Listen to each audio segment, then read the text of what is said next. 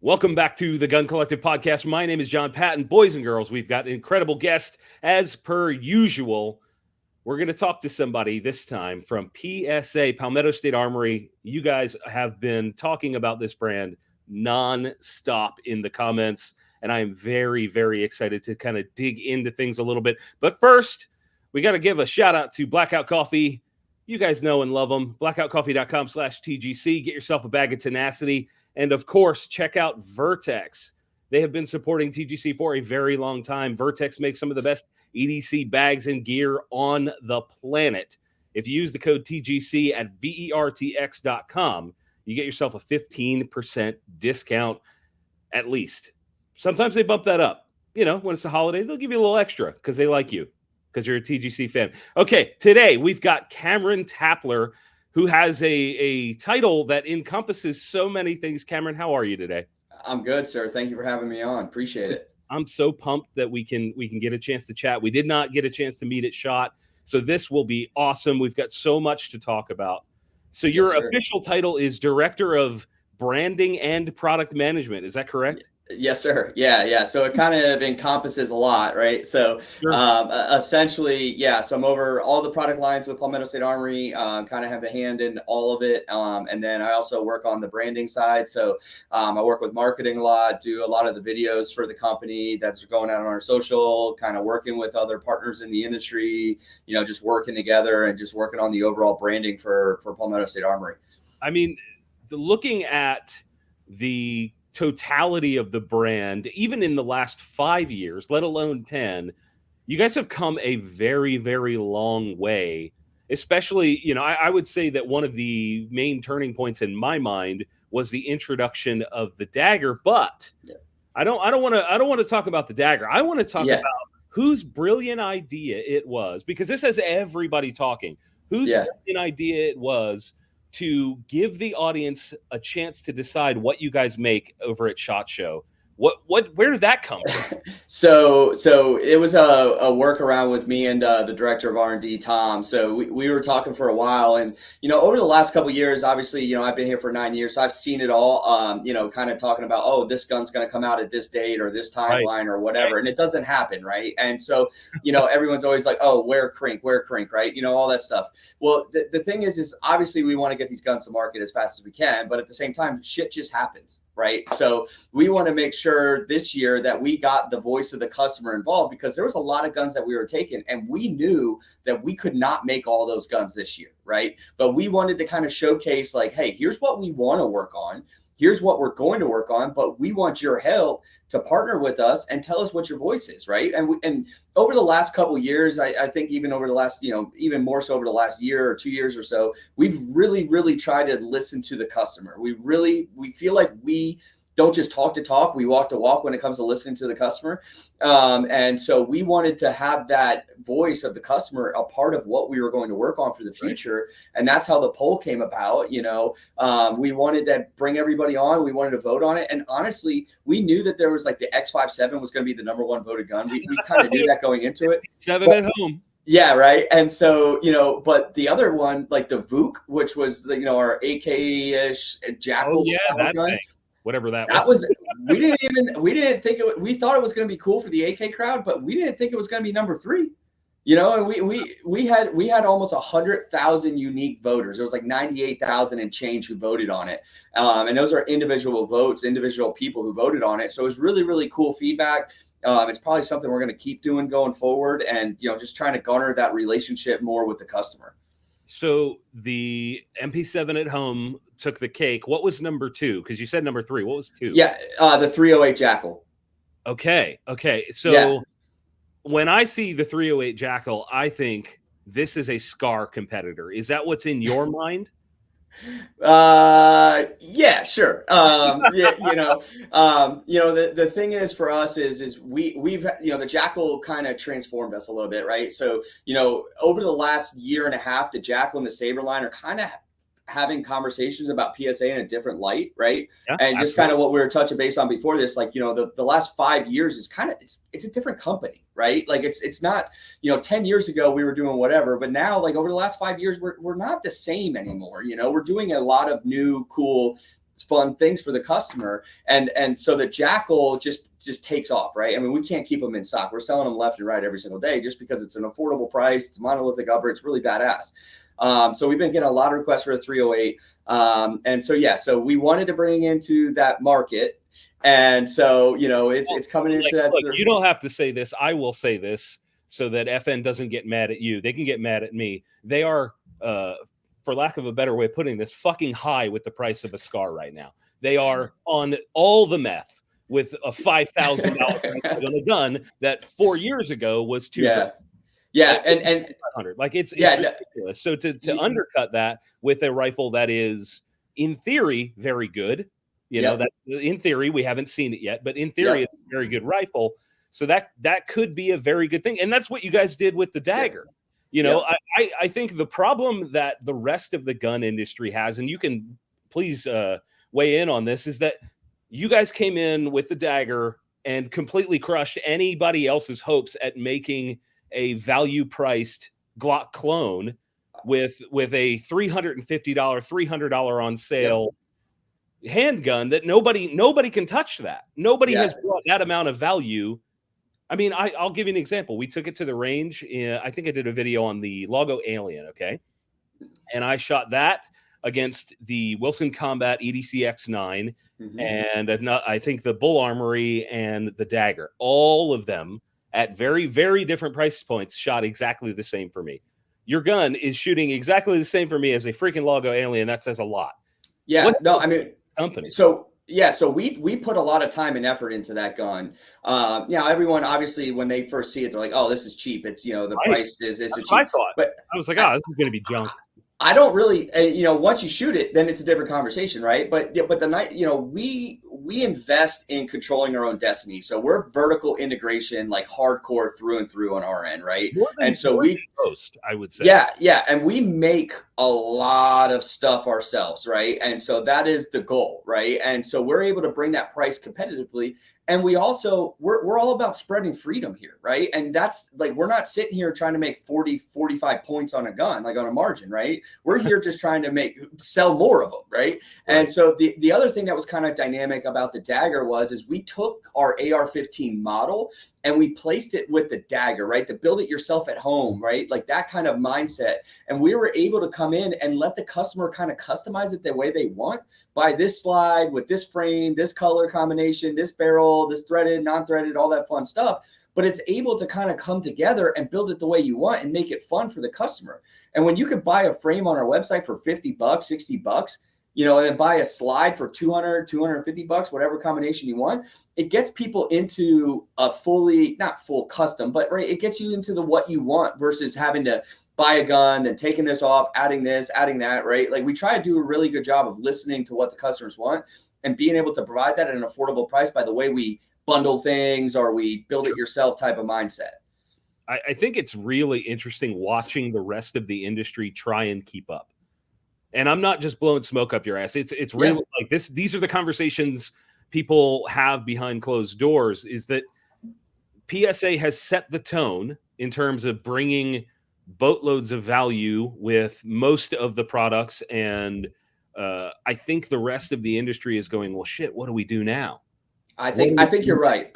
I think you're right. And I don't mean this in any cocky way, but I think that we're the 800-pound gorilla in the room that people are starting to recognize.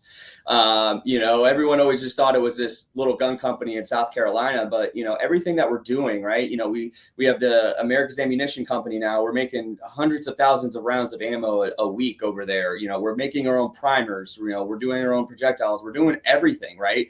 And that's how we're able to get it to this price point, because we're trying to make it everything internally versus sourcing these parts and being able to and bring it to the customer at the right price. So how do you think you've avoided the dreaded like store brand sort of mentality? Because when you look at something from Cabela's or Bass Pro, any of these other giant big box stores, when you see the store brand, you kind of go, that's store brand. I don't really want that. How did you guys avoid that sort of plague? So I think it starts with the fact that like Jamin and the other owners and who we are at the top, we're just a bunch of freedom loving sons of guns who want to make some cool guns with our homies, right? That's essentially what it comes down to, Yeah. right? I mean, we're really truly gun guys and care about the firearms industry at our core. And so it comes natural to us to be able to kind of keep pushing forward and coming out with these products, right? But then the other side of it is we're direct to consumer. So we don't have a middleman. So we don't have to sell to a wholesaler, and then the wholesaler has to mark it up, and then they sell it to a retail store, and then they mark it up again. And so there's all these other wrinkles to the layers that we don't have to compete with. And so we're just direct to consumer on our website. And obviously the power of our daily deal email, right? I mean, twice a day, 11:30, 4:30, you're getting an email with all the crazy deals that we're running that day. I mean, it's just everything combined, the power of our website. The unique thing to us is that we don't only just sell PSA on our website. We sell everybody on our website, right? So, you don't necessarily have to come to our website to buy a PSA. You can come to our website and you can buy a Ruger, you can buy a Daniel Defense, you can buy a Smith & Wesson, you can buy, whatever brand you want on our website, but you're still coming to our website, right? So, it's kind of unique in the sense where it's like, at the same time we're selling our own product, but, also high tides raise all ships. We want everyone to kind of come together on our website too. Sure. I find that, you guys have certain, I mean, when I first discovered the brand, I want to say it was probably about 10 years ago or so. Yep. And at the time I was only shopping for ammunition online because I didn't even think, this company will then become a gun company because that's not what it was at the time. Correct. And somehow through a lot of strategy, I would suspect, and probably a good amount of fortune and luck, you guys have become this complete vertical integration sort of scheme. And for those that don't understand what that is, I'm going to try to explain it how I know it. Please, Cameron, correct me if I'm wrong on this. No, 100%. You guys own everything in the process to manufacture not just a firearm, but you're now scooping up brands that allow you to sort of own the entirety of the retail space, from software to a bank to everything. Like JE Holdings, I believe, is the company, correct? JJE Capital. Okay. Yep. So JJE Capital owns this plethora of brands that allow you to just come at business from a different angle. Is that correct? Yeah, essentially. So JJE Capital, and a lot of this is kind of confusing because it's more getting talked about now versus it was a couple years ago. But right. JJE Capital, JJE stands for Jamin, Julian, and Ed. Those are the three owners of PSA, right? So it's not like there's just some random shareholders in another state somewhere telling us what to do, right? These guys are boots on the ground here every day, involved in our process, involved in what we're doing. So they're hands-on, right? So that's what JJE Capital is. But under that umbrella, there's a bunch of brands and a bunch of different things that are going on, and more so over the last year, right? So kind of just to touch base on the firearm side of it, right? So we own a company in North Carolina called Spartan Forging. They're making our forgings. So it's literally a forging house that is making our AR-15 upper and lower forgings every single day. Then we have a barrel shop that we own that's in Summerville, South Carolina. They're making all of our barrels every single day. So it's all coming back to us, right? So we own them. They're all making them for PSA.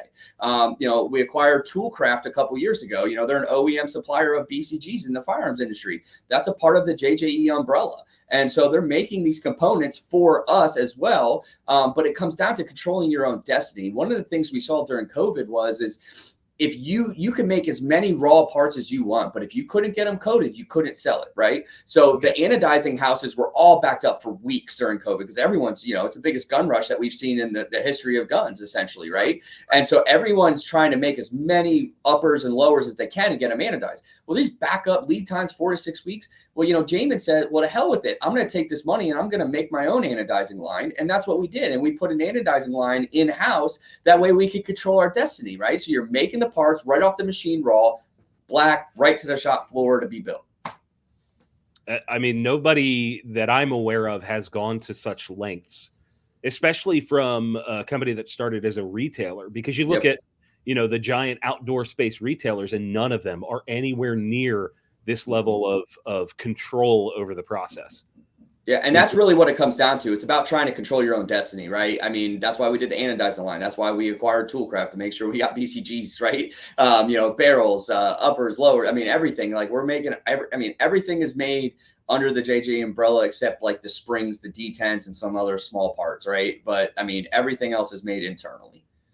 Is this the goal? Like, have you guys, excuse me, have you gotten to a point where you go, well, crap, we own everything now. What's next? I mean, from my perspective, you've broken the ceiling that, 10 times over that existed before. Where is the company heading at this point? So I think a big push for us is that I kind of said it a little bit ago. It's all about spreading freedom, and when we say spreading freedom, it's not just about making firearms or making X, Y, and Z product. A couple of weeks ago, right after SHOT Show, we filed an amicus brief along with FRAC in support of Garland versus Cargill, right? And that's not cheap. Right. And so we're taking a portion of every dollar that comes into us and we're putting some of that into a pot and we're coming and we're defending our rights, whether it's the First Amendment, Second Amendment, it doesn't matter. We want every American to enjoy their freedoms. And that's where a lot of our focus is going to be going forward. We're never going to stop like innovating and trying to come up with stuff that's more affordable for the blue collar person and spreading freedom in that front. But we're now going to take that and trying to help defend everybody's freedoms. And that's something we're going to start doing more and more and more and more.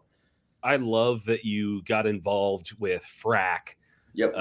From like it's both a personal thing because I know some of the guys that started that group and I consider them friends. So to see somebody with the financial backing and guys, I think people look at PSA as an everyman brand, but this is a multi-billion-dollar organization that we're talking about. Like the whole capital holding, like this is not small dollars we're talking about. So to be able to throw finances, which is what everybody looks for to pay lawyers to fight the federal government, and then come at it from a perspective of a regulatory shift.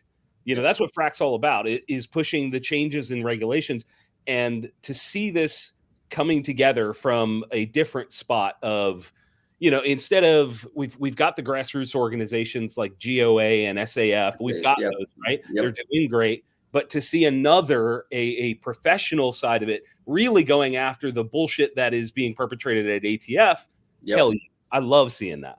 Yeah, and it's not cheap. And that's the thing, right? Like, I mean, if you don't that's kind of the way that I look at it is like everything that the regulatory side that the government's trying to do, it's all about just trying to push it out and keep it going further and further and further, because at some point you're going to run out of money, right? So if somebody doesn't step up to really help with that, which there's a lot of great organizations that you just named that are a part of all of this, right? Everyone's got to fight, because if we don't push back and defend ourselves, we're just going to get rolled over. You give a mouse a cookie or a crumb or whatever the saying is, to take the whole cookie, right?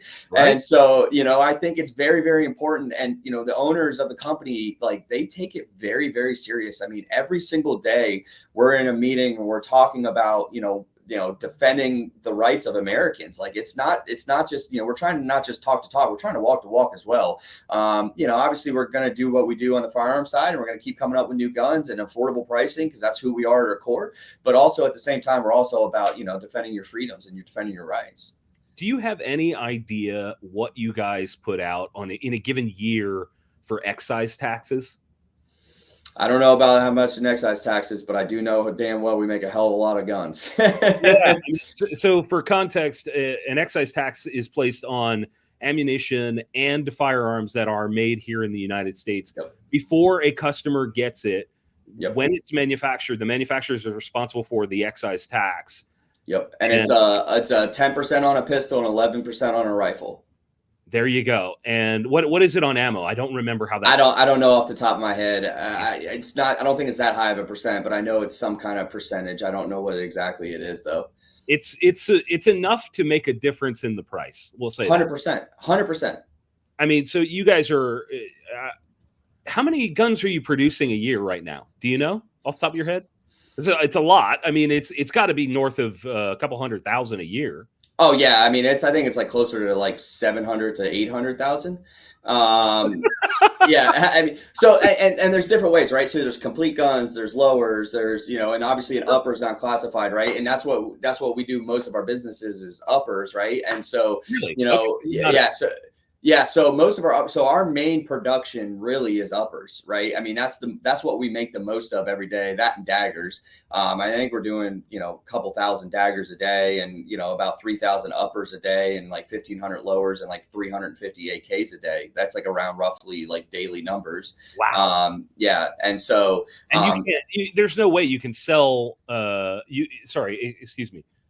You're not even producing enough to meet the demand at this point. no, yeah. There's always something out of stock that someone's like, oh, well, when's this coming back in stock, right? And so it's never enough. And again, it's direct to consumer, so we're not fulfilling like a big distribution order. Like that's just going right back to replenish the website on a daily basis. So I mean that's just kind of where we're at. But I don't know the exact numbers for a year. I want to say it's close to 750, 800 between receivers and complete guns, somewhere roughly around there.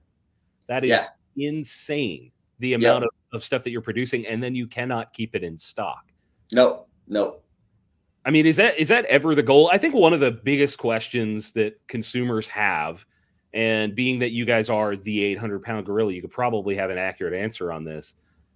I think people assume that you keep stuff out of stock so No, that you no. can keep demand high. Is that No, accurate? no, not at all. We're in here running around like chickens with our head cut off every single day, trying to make as much freedom as we can. The problem comes down to is obviously we're going to be working on a big focus on our catalog this year. Right? Like we get a lot of requests online, and sometimes we listen to them too much. It's like, oh well, there's like 3 or 4 people that are saying like, hey, we want this in OD green or whatever, right? And so we add it to a SKU on the website. Well, they sell out right away, but then after that they kind of linger.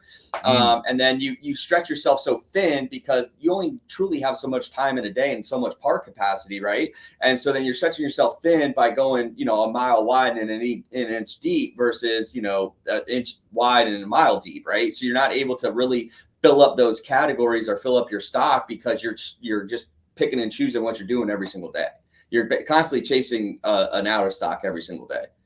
I can only imagine, because the variance of, I mean, the AR-15 alone, it's got to be in the thousands of SKUs, right? Yeah, I think, yeah. I mean, just on uppers, I think we probably have about 1,200 different SKUs on just uppers. Yeah, that's bonkers. That's Yeah, bonkers. yeah.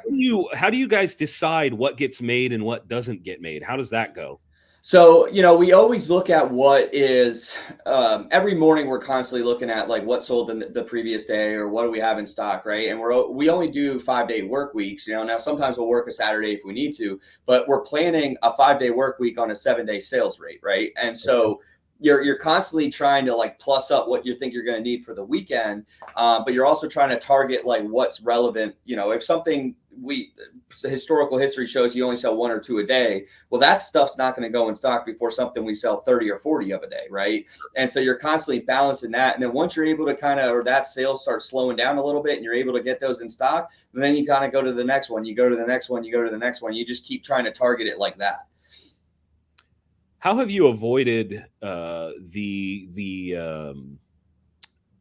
guess a lot of your competitors like to get into price gouging when things get weird, when stock gets weird, and that is never something that has really stuck with PSA. I'm sure somebody has claimed it here or there. Yeah, of course. I'm sure it happens. Yep. How have you guys been able to avoid that sort of death trap? Yeah, so I think it kind of comes back to who we are at core, and it's just like I was saying. I know it sounds repetitive, but we're really truly about spreading freedom. Like that, we truly believe in that, and so we want to make sure that everyone can afford what we make. But also, it does come down to it's hard, especially during COVID. It was extremely hard, and like people raise prices. Obviously, I don't want to speak for anyone, but everyone's talking about price gouging in certain companies, right? And we did raise our prices during COVID, and it wasn't necessarily because we were trying to price gouge, but what we were doing is we only had so many parts $200 in a day. And so we're just trying to slow down the sales rate a little bit so we can try and keep up. Like essentially that's what it's come down to. But it's not like we're raising prices by $200. It might go up by like $10 just to kind of just try and slow down the sales rate. So that way we can then get more product coming in to then be able to kind of build out and build what we need. But we'll never try and take an opportunity. Yeah. But again, like I said, we might raise prices slightly, kind of bumping them back up. And, sometimes the other thing people see is that we get questioned about sometimes is like right after a sale, we might not raise prices back to like what normal was right away. And then after time, it'll kind of raise back up and they'll be like, oh, well, this price was this. Well, yeah, it was on a sale. And then they'll be, oh, it wasn't on the sale. Well, it's because we're not trying to like kill off sales the next day. We're just trying to slowly bring them back up to normal. I think the strategy, there's a lot that could be said about just analyzing the strategy alone. And one of the pillars of that strategy from a content creator perspective, one of the biggest things that I've seen you guys utilize more than anybody else is affiliate marketing. Can you explain what that is for the people listening? Yeah, so we have a ton of affiliates that are a part of us, and essentially it's we have I don't really know how to word it the right way, but there's a group or a bunch of people that are signed up to be an affiliate of ours, and they basically review our guns or talk about our guns, or not even that, they just post the link to when it's in stock or when it's out of stock, and then that person who's an affiliate gets a percentage of that sale by redirecting them to our website. I guess I think that's a pretty simple way to put it. I think a lot of my fellow content creators do a lot of business with you guys in that way. They essentially become a large sales force for you because anytime it's in stock, there's a link, somebody's got a link. And I'm curious what that has done for the business as a whole, because it has to have made a substantial impact, right? 100%. Our affiliate, I don't want to say that, maybe this is not right to say, but I think our affiliate in the firearms industry is probably the biggest in the firearms industry. And I think it's because that is not inaccurate. I know what people do. That's not inaccurate. Yeah. And I think it goes to show just the power of the direct to consumer, right? And we're making the product. So it's kind of like a double, we also sell everybody else's product. So, a couple of weeks ago, we had like a crazy deal on like an HK VP9, right? And then I just go online and, you go on Twitter and you scroll down and it's, affiliate posting the link, hey, deal, crazy deal on this, crazy deal on that, crazy deal, right? And it just kind of goes down. And it helps spread because it's not just PSA, it's everybody else's product too. Right. So it's not just targeted against PSA, right? It's not just like we're only selling Palmetto State Armory products. Now, what they do also a very good job of is the stuff that's hot and selling out constantly. They're on there watching the website and as soon as it goes in stock, they're getting a link and posting it. So it's also helping the customers get what they want, right? The customers aren't having to pay more for it. The person just posting a link gets a percentage of that sale by just sharing the link. Do you think that that is one of the things that sets you guys apart in terms of just business strategy? Because everybody has the opportunity to do something similar, but for whatever reason, they don't jump on it. And I'm not saying affiliate marketing is the be all end all, because obviously companies have been successful, but do you think that it's something people should probably take a larger look at? I 100% do. I 100% do. I mean, it is huge for us. Like, it really is. It drives a lot of traffic to our website through affiliate links, right? Sure. Especially some of these guys that there's so many people that are like, oh, you're a shill or you're this or you're that, right? Like, that's all that's everyone talks about, right? But like when they have the power to get a cut of it, the incentive, it's almost like they're a partner of ours, right? And it kind of goes back to the thing I was saying before about the website. It's like, hey, high tides raise all ships. Like, come on board. Like, we're not trying to sit here and say you guys stink or you guys suck or this, that, or the fourth. We want everyone to come together because I feel like at the end of the day, we're all we got. And if we're not together in the firearms industry, we're screwed, and it kind of just loops back into the affiliate side. Well, I think the issue that comes up with the conversation of shilling is that when you get somebody that's inexperienced with sales in general, because the affiliate stuff is a sales position in my mind. 100%. You're right. And when you get somebody that's inexperienced, what they tend to do is conflate the idea of marketing and sales as the same thing. So Yeah. they start going, oh, you got to buy this, you got to buy this because they want to make money. It's not you should buy this because it's good. You Yeah. got guys that come at it from a backwards angle, and I think it kind of fucks everything up for them and their Yeah. perception thereof. No, I think you're right. I think you're right. I think the other side of it too is like, a part of our affiliate program is like, especially if you're doing really well and you're doing a lot of traffic to the website, like if they want to check out a gun and see it and talk about it, that helps sell them like on the gun and the product they're talking about, right? Absolutely. And so, and it's not like we're cherry picking a gun. We literally just put a sales order in and ships from the warehouse. Like it's right. but that's like we're not paying them to do a review. We're not paying them to get the gun in their hand. It's a partnership because they're driving traffic back to the website. So we see it as like, hey, if these guys get behind this gun, they shoot it and they like it, well, they're going to push it, right? And they're going to talk about it and they're going to want to do content on it because it's going to generate revenue for them. And again, it kind of goes back to the whole partnership thing. It's not, it's not a shill, it's a partnership. And I'll say this. I have talked about the dagger as a whole. I haven't posted a link because I have a personal issue with the place that you guys use for tracking. It's a separate conversation. But I haven't posted a link, but I still talk about the guns that I have that are very, very good. I have an AK. It's excellent. I have one of I think I have at least one dagger. It's freaking fantastic. And I think the angle transcends the type of marketing. The fact that you guys are trying to make a good product at the end of the day, like it doesn't matter how it's getting out there, it's getting out there.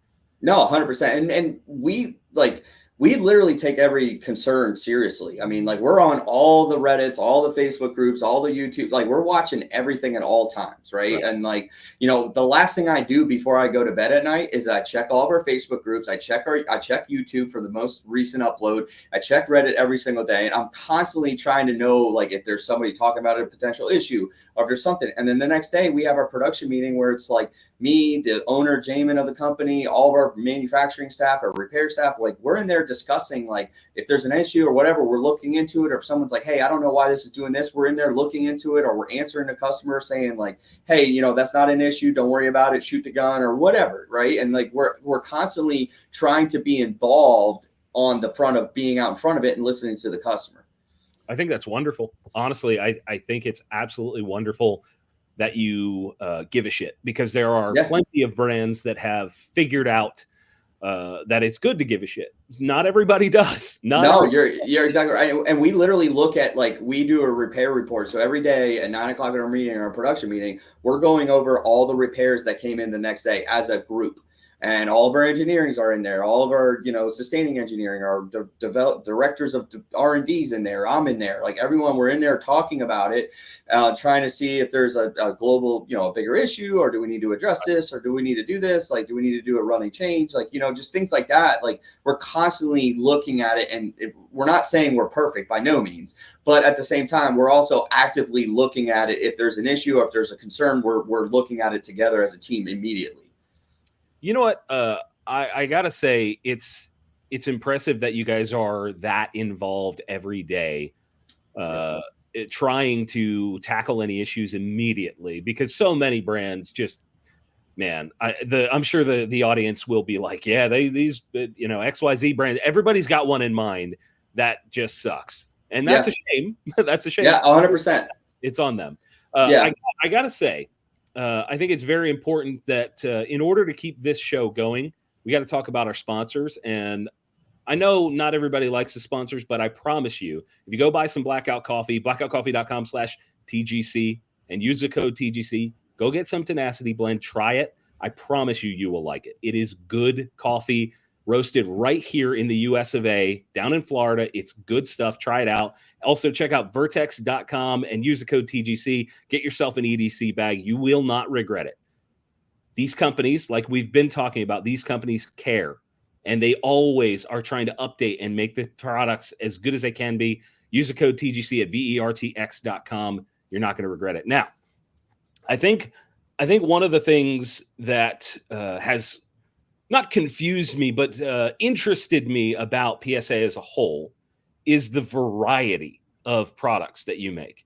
And this show will come out after the release. So you got into AKs a few years ago, Yep. and now you're expanding on that line. Tell me about the product that's coming very soon. Yeah, so we're launching our Krink finally. So I know that should be happy for everyone. We're launching it in 5.56. So we made the decision that we're going to do it in 5.56 just because 5.45 is just the price of the ammo, getting it. Now, we know that there's people that have spam cams from 10 years ago that they bought for $180. I get it, right? I'm one of those guys too. But the amount of customers that have that are just not the same as who's got 5.56 all over the place or can get it, right? And so we made the decision to come out with it in 5.56 first. So we're launching that this Thursday. Obviously, I know the show's going to be out after that. But yeah, so we're launching the Krink this Thursday.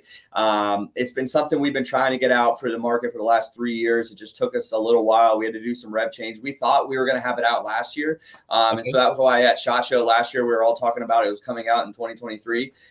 But we had to make some tooling changes. I mean, that's just really what it comes down to. We had to make some rev. We had to do a redo loop. We had to do some tooling changes. And when you're dealing with tooling changes on stamped parts, it's like a 37, 38 week lead time. And so, yeah. 7 weeks? I think we had a tool change that took us 46. So how much did that make you consider buying the tooling company? Just could that that's got to be frustrating as all hell.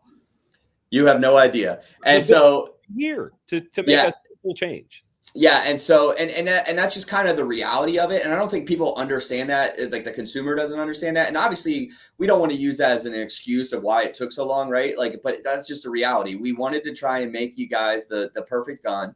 Obviously, we went through and did some long testing on these guns, trying to make them perfect. And when you have to do changes, it is what it is. And so luckily, we had to wait. The running joke that we're running off of is that we had to wait to the next leap year to come out with it. And that's why it's coming out on Thursday, February 29th. And so that's why it's coming out on Thursday. So we usually do launches on Mondays or Fridays, but we thought, well, what a perfect time to do it on a leap year. So that's why we did it on a Thursday this year. So it's a stamp receiver. It's 5.56. Yep. Whose magazines are being used in this? Ours. So we have so we have our own 5.56 Rock and Lock mag that we came out with last year when we launched our AK 102 in 5.56 and our AK 101 in 5.56. So we came out with it's a 30 round Rock and Lock polymer based mag with steel reinforced feed lip, steel spine, steel front.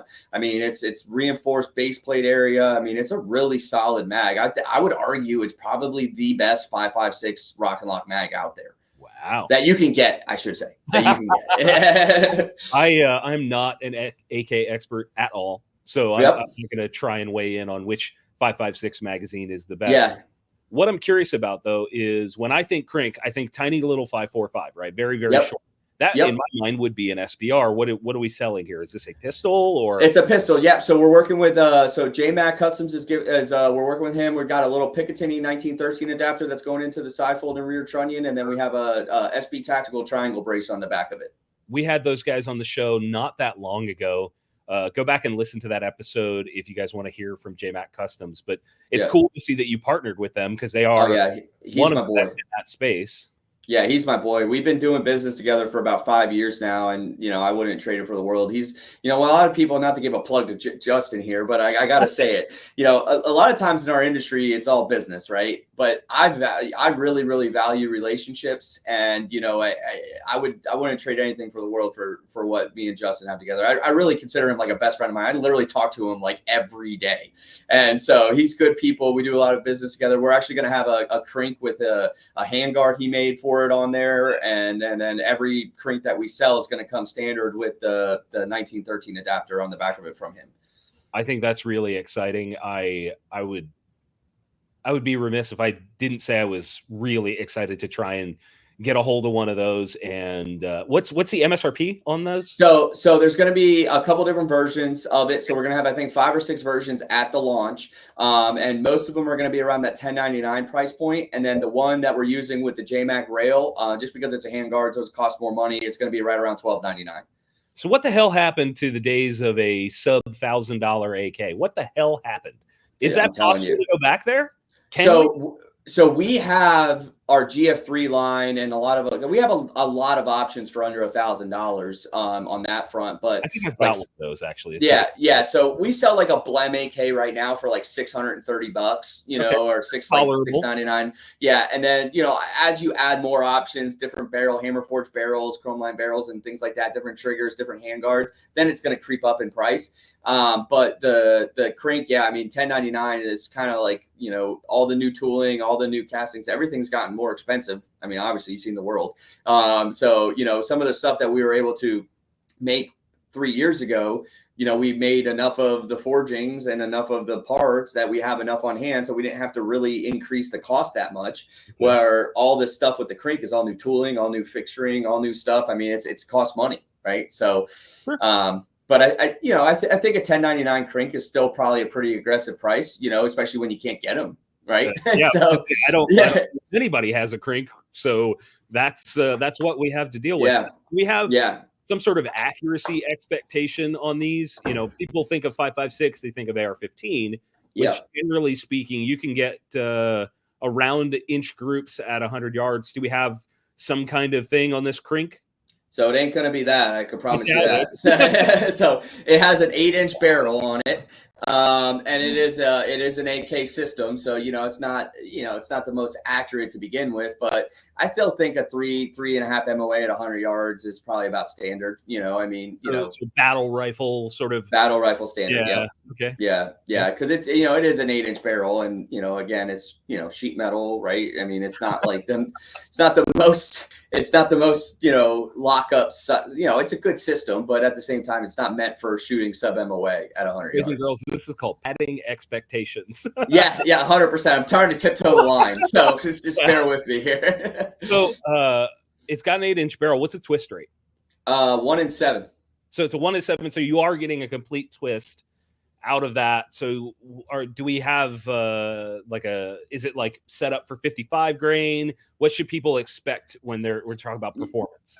Yeah, I mean, I think 55 grain. I think if you went up to like a 77 grain, you might tighten the groups up just a little bit, but that is a heavy, I mean, right. 55 grain. I think 3.5, 4 MOAs all day long is really what you're going to be getting out of this gun at 100 yards. Probably be wasting ammo if you're throwing 77 grain match ammo through a Krink. I think that's a giant waste of money. I've done it, but it's fun. But I personally am going to use the Krink for accuracy by volume, right? So I got a 30-round mag for a reason.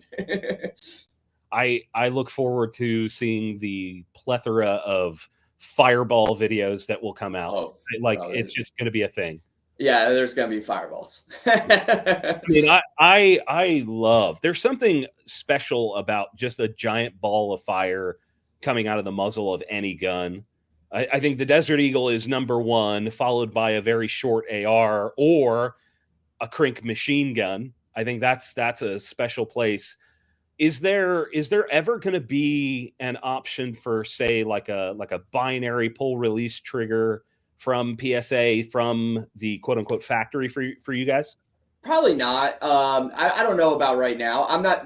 One thing I've learned is never say never. Right? Sure. Like half the guns. Like, did I think 3 years ago that we'd be making a shotgun and a bolt gun? Nope. Right. And so, and that's one of the 2 most popular things we showed off at SHOT Show, right? So, I would say never, but I will say that the ALG trigger is probably the best trigger that can go in an AK. Very good. And so I don't think that it's just, I mean, they got that market cornered. I mean, I've tried multiple different types of nicer triggers in an AK, but the ALG trigger is just by far the best trigger that you can put in an AK. I don't care what anybody says. Very, very good. Timney just released a drop-in AK trigger, which I haven't tried yet. I've got one. I have not tried it. I'm very excited about it. And the other triggers that I've tried that are very good are hand-tuned by guys like Mark Krebs and the crew over at Rifle Dynamics, which is a different thing altogether. Yeah, 100%. And Timney makes some really great stuff. I know CMC Triggers came out with that drop-in trigger as well about a year and a half ago or whatever that was. I'm just an ALG guy. I mean, I've run them in all of my AKs. I shoot the crap out of them. I go in like, what you're talking about with Mark Krebs and Rifle Dynamics, like going in and polishing it all up and cleaning it all up. Like I do that to all my guns, and I don't need it's fast. It's out. I can't squeeze the trigger fast enough. That's one of those triggers where if you get it running correctly, you can put some serious volume downrange. 100%. So you mentioned shotguns. Yep. I am a 12 gauge whore. Like, Okay. All right. Here we go. I don't ever actually get to shoot 12 gauge. Like, my favorite thing to do with any firearm above anything else is sporting clays. I There you go. rarely talk about it. That's awesome. I didn't know that about you. Yeah, it's just the world revolves around the tactical side of things, right? But I personally love sporting clays on another planet, right? That's awesome. Good for you. My question to you then is that obviously a tactical shotgun is coming? Yeah. That's going to be a thing. Yep. What about the sporting side of guns, the hunting market? Are you going after that? Yeah, so on shotgun specifically, I would say yes. Obviously, we're going to come out with the 570 first, which is a pump, and obviously it's more tactical, from the start. So it's got the RMR cut on the action already, so on the receiver, great. so which comes standard, right? And some of the ways that they designed the release and the safety and the way that it's designed is really modular and really fun. So I would say a semi-auto version would come down the road. But first is going to be, that. But I'm a hunter. Like you're talking about clays. I'm the same way when it comes to hunting, right? Like I'm a big hunter. I love hunting. That's what I'm about. That's what I do. I got 2 young kids. And so I hunt, I work, and I take care of my family. That's the 3 things I have in my life. And so, I'm a big hunter. And that's why we started getting into the bolt guns a little bit more serious, because it's a passion of mine. And so that's why I wanted to get into the bolt gun market, is just because I love bolt guns and I love that market. And so I wanted to kind of be able to come in and make a very, very nice quality product for an affordable price on the bolt guns. That's exciting. Honestly, I have a series that is being released of the Daniel Defense versus the Aero Precision, and those guns are both very, very good, but they're not cheap. No. What's the MSRP that you're targeting for the bolt gun? Like, where are you trying to land with that? So what we're going to do is we're going to have 2 versions. We're going to have the Saber version, which is going to be your higher end, where it's a wire EDM machined action. So it's very, very accurate. It's always going to be down to tenths. It's got a built-in recoil lug. And then we'll have the PSA version, which is what we're calling the Emerge, which is going to be more your budget, like mindset. It's broach receiver. Okay. It doesn't have a built-in recoil lug. So there's going to be 2 different price points. So on the Saber one, we're going to try and keep a full gun, like with a chassis, for probably under 14, I would say. I don't want to go above 14. If I can't make it for less than $1,400, then I don't want to make it. Now so now the thing, already half the price of some of the nicer ones out there.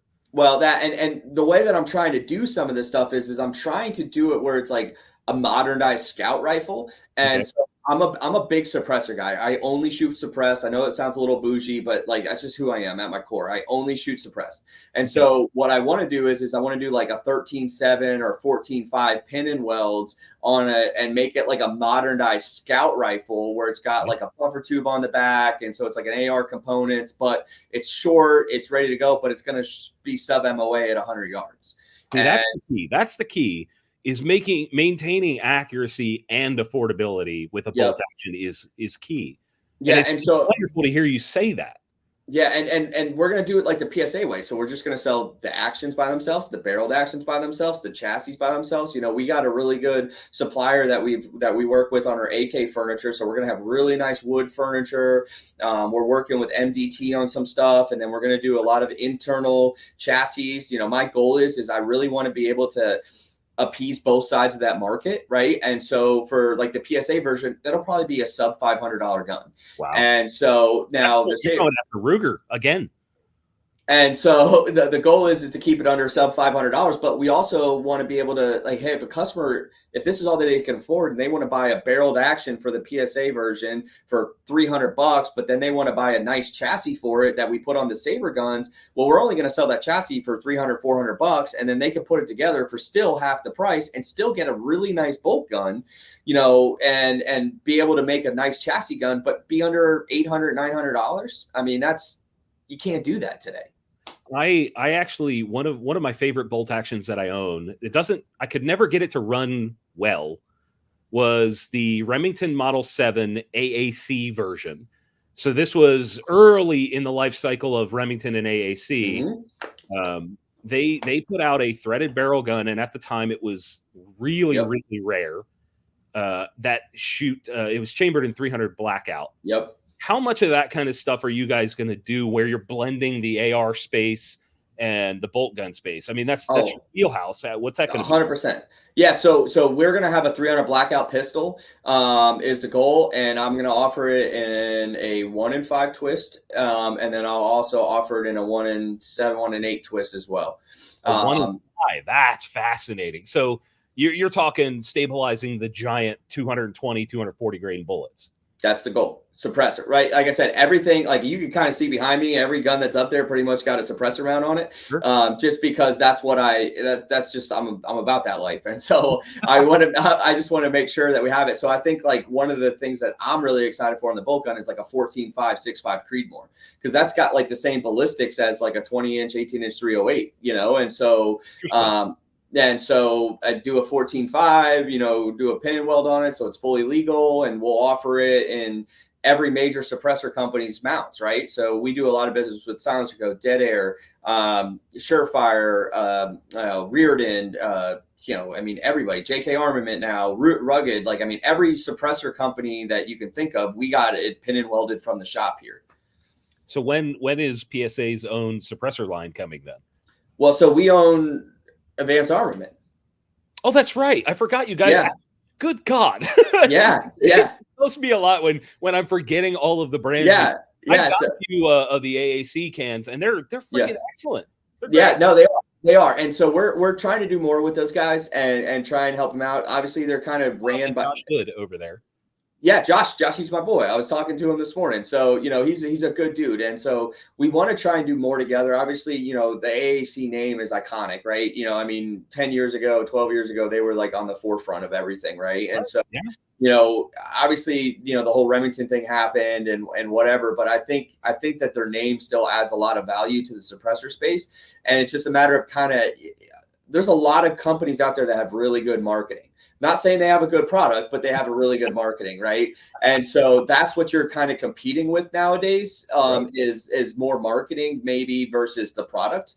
But again, at the same time, I think there's a lot more that we're going to try and do. I'm trying to get them to bring back the 416 SD can so bad. I'm just trying to get them to bring it back. They brought back some of the M4 2000s recently, and all that stuff. And so I'm trying to get them to make me an over the barrel can for my Saber 10s that I have, to kind of finish off the look. So we're going to try and do some over the barrel stuff and kind of give that vibe as well. I'd love to see some integral big bore stuff. I think that would be super interesting, like a big 458 SOCOM.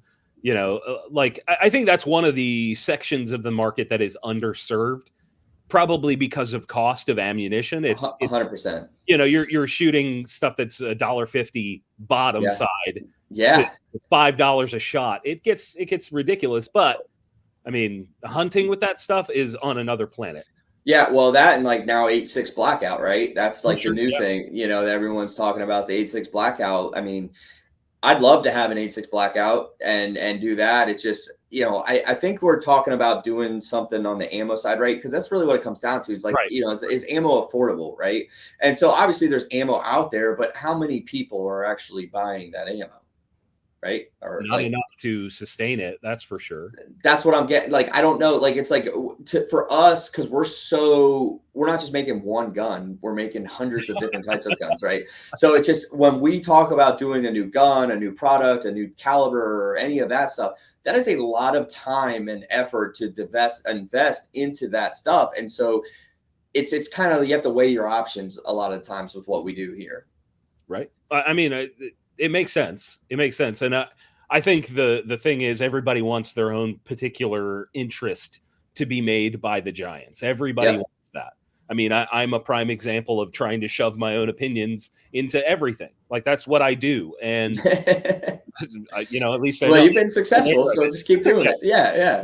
But what I would really, really like to see is some like limited runs of wacky shit. I think that would be really interesting. Maybe like a Skunk Works version of things, because Go ahead. No. Sorry, not to cut you off. I mean, so we started a thing called the Aberdeen Project, which is kind of, we kind of use that as like a recruiting tool because, like, again, we have so many projects. We need more resources. We need more people on here. We need more engineers. We need more design guys, CAD guys, like all that stuff just to help bring this stuff to market.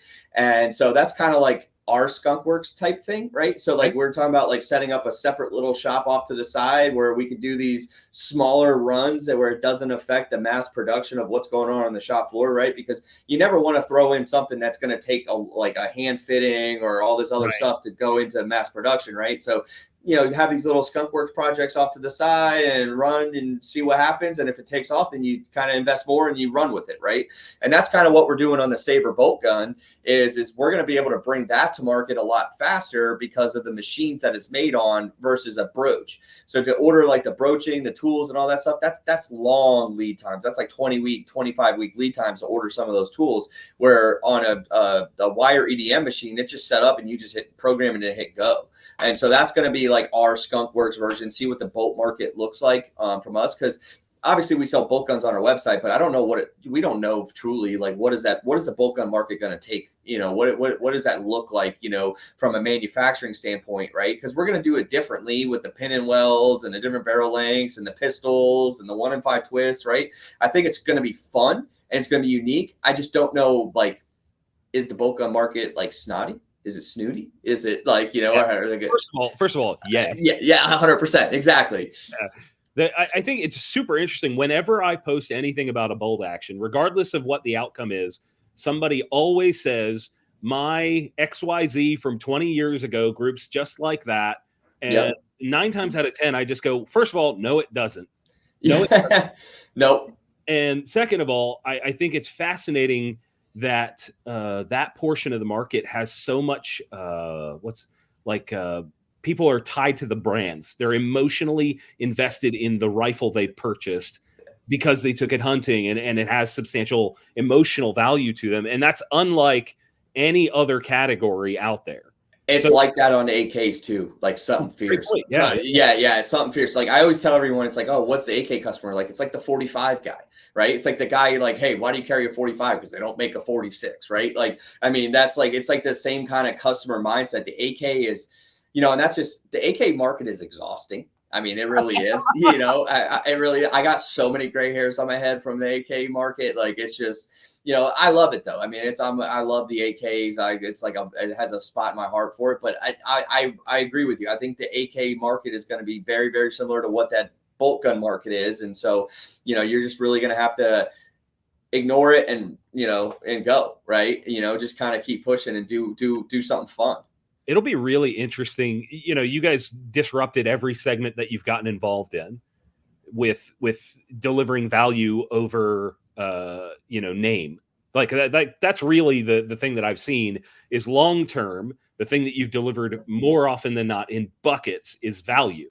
Yep. And to see that go into a bolt gun or a precision bolt gun, more importantly, where the current market is, you're looking at a $2,500 gun and you might get it to shoot well. You might. Yeah, you might. Exactly. Or you might have to hand load it or hand load some loads to get it to the grouping you want. You know what I mean? So, I think it's going to be exciting. I mean, it's going to be exciting. We're going to have we've worked with Trigger Tech. So Trigger Tech's going to be providing triggers for us for those guns. So they're going to come standard with a Trigger Tech trigger. So like literally just shoot the gun. Like there's nothing else you need, right? Like just shoot the gun. The Saber version is going to have a 20 MOA cant rail machined into the action. So it's not like you have to add anything else. Get your scope, get your rings, put it on there and go shoot. That's the goal. I can't wait till guys put a 20 MOA mount on top of the 20 MOA rail and then go, why can't I zero this? Yeah, and it'll be some post on Reddit, and then I'll have to sit there and argue with them on Reddit. Yeah. I mock it because I've done it. Yeah, listen, I've done some crazy. This thing? Yeah. 100%. I think it'll be bolt guns are another category altogether in terms of the cartridges that people rotate through, because the barrels, I mean, you look at the PRS type, the competition bolt guns, and they're every year it's a new, like 6 Dasher, 6 GT, 7 buttfucker, whatever the hell it is. No, you're right. There's a lot of every year it's something different. So I'm very curious to see how you guys choose to go after that market. Yeah, so we're gonna do the 6.5 and 300 black or 308 first, and then we'll also have a 300 blackout version and kind of do those three, and then kind of see because, like you said, every couple months there's something new, right? And so like, what's the next thing? So maybe we might get it on the next caliber that comes out after that everyone's buzzing about, right? But again, we'll have the short actions, and then we'll end up going into the long actions after that. After we see what the market looks like and kind of figure out what we really want to invest in the bolt gun market and figure out what that looks like. I had a conversation with a top tier, like world champion. I won't name him because this might make him look bad, but I had a conversation with a top tier guy about a new cartridge. And I said, well, yeah, what does it do different? Well, you get like 30 feet per second more. I was like, who gives a shit? Yeah. It just like his head just exploded. I was like, yeah, it just doesn't matter in the grand. 100%. And I think for the common man, right, our customer, it doesn't matter. It truly doesn't. It doesn't matter. Give me 6.5 Creedmoor and 308, and that's plenty for me, right? Or maybe a 300 Win Mag or something down the road, right, or something along those lines, like something that you can. The PRC cartridges, are you guys going to bring any of those to market? Probably not. That's interesting because I mean, they're all the rage right now. At first, see, and that's what the thing is so by the time we get everything running and rolling, like we might be late. There might be a different one at that point, right? So you really got to try and like get in at the beginning or when everyone's really talking about it, right? Because we're talking about coming out with these bolt guns hopefully before September for the Saber version.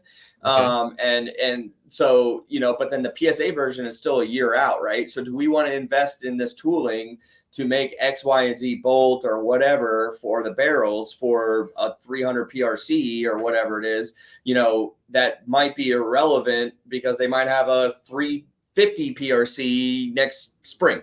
I don't know. Right. I mean, that's kind of the cycle. I mean, we saw it. What was it? It was 22 Nosler.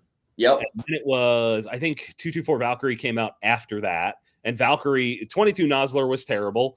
224 Valkyrie was one of the biggest letdowns the gun industry has ever seen.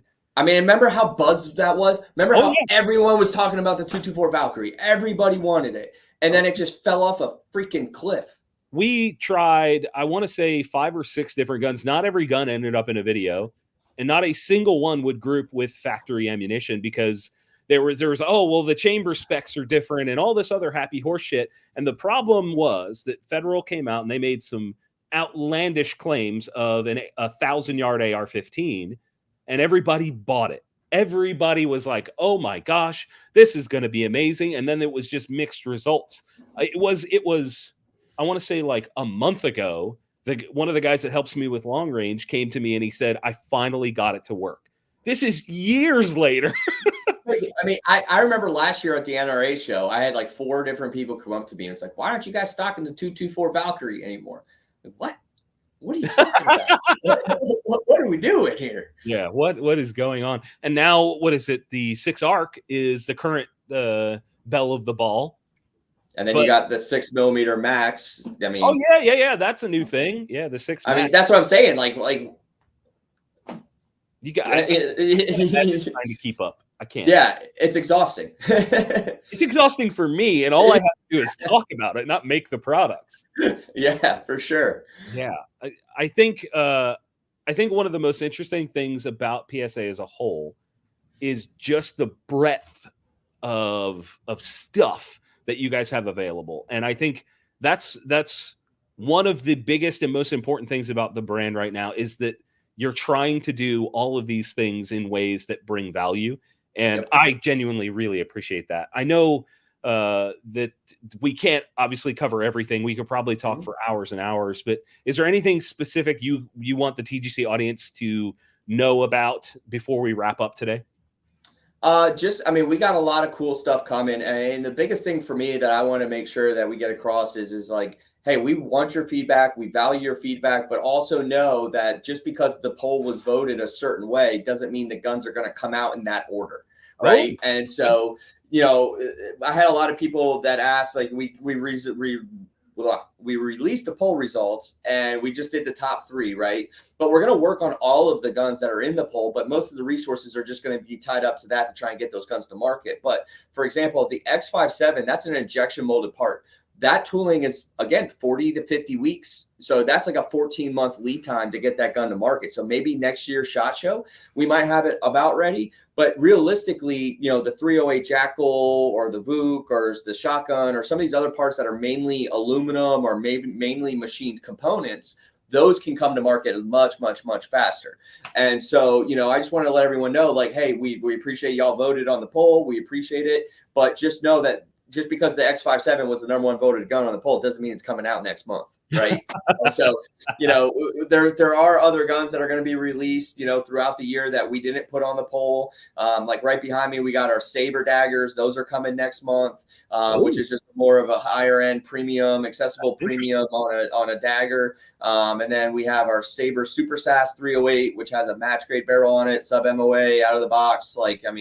That's coming in April. So we got a lot of really cool guns coming out that are not a part of the concept gun polls, but just be patient with us. We hear you. We're working on everything as fast as we can. But again, the point is just because it was at the #1 or #2 doesn't mean it's going to be coming out in that order. I cannot wait to see all of the shenanigans that you guys continue to release and all the disruption you continue to do to the entire industry. It's wonderful. Thanks for being on the show. Yes, man, anytime. I got to say again, blackoutcoffee.com/TGC, Vertex, use the code TGC. I got to do that. I have to. It pays the bills. Thank you guys for listening. Cameron, thank you for being here, man. This was a lot of fun, and I can't wait to have you back at some point because we have so much more to talk about. Tip of the iceberg, my friend. Appreciate you. Awesome, guys. As always, thank you all for listening and watching. We'll see you very soon.